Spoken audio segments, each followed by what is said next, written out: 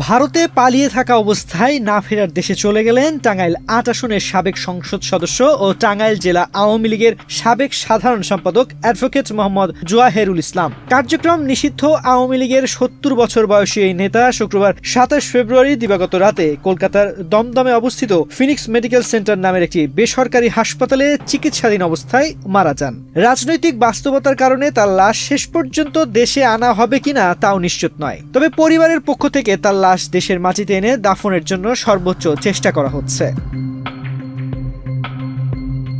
হাসপাতাল সূত্র জানিয়েছে, দীর্ঘদিন ধরে অসুস্থ থাকার পর তাকে ১ সপ্তাহের বেশি সময় আগে হাসপাতালে ভর্তি করা হয়। শেষ দিকে তিনি লাইফ সাপোর্টে ছিলেন। শুক্রবার মাল্টি অর্গান ফেলিওর ও হৃদরোগে আক্রান্ত হয়ে তিনি শেষ নিঃশ্বাস ত্যাগ করেন।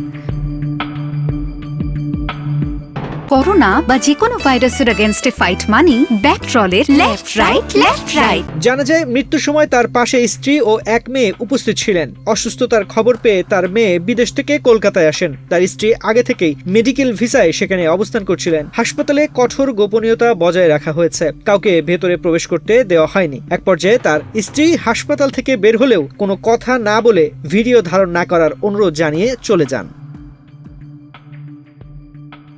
পারিবারিক সূত্রে জানা গেছে, জোয়াহেরুল ইসলামের মরদেহ দেশে আনার উদ্যোগ নেওয়া হয়েছে।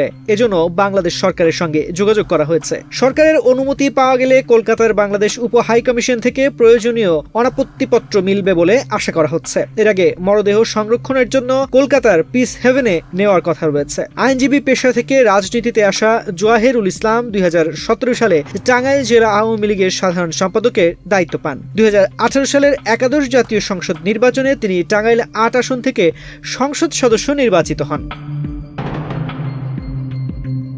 ছাত্র জনতার অভ্যুত্থানের মধ্য দিয়ে ২০২৪ সালের ৫ আগস্ট আওয়ামী লীগের পতন হয়।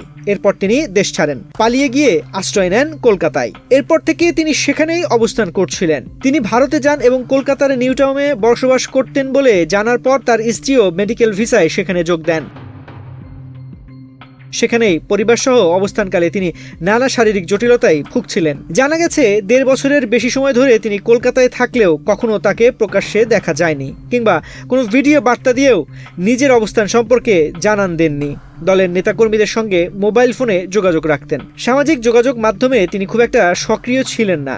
জোয়াহেরুল ইসলামের ঘনিষ্ঠ ছিলেন এমন কয়েকজনের সূত্র থেকে জানা গেছে, প্রয়াত এই সাবেক সংসদ সদস্যের দেহ বাংলাদেশে নিয়ে যেতে চায় তার পরিবার। দেশের মাটিতেই তার কবর দিতে চায়। এজন্য উভয় দেশের সরকারের সঙ্গে যোগাযোগ করা হচ্ছে।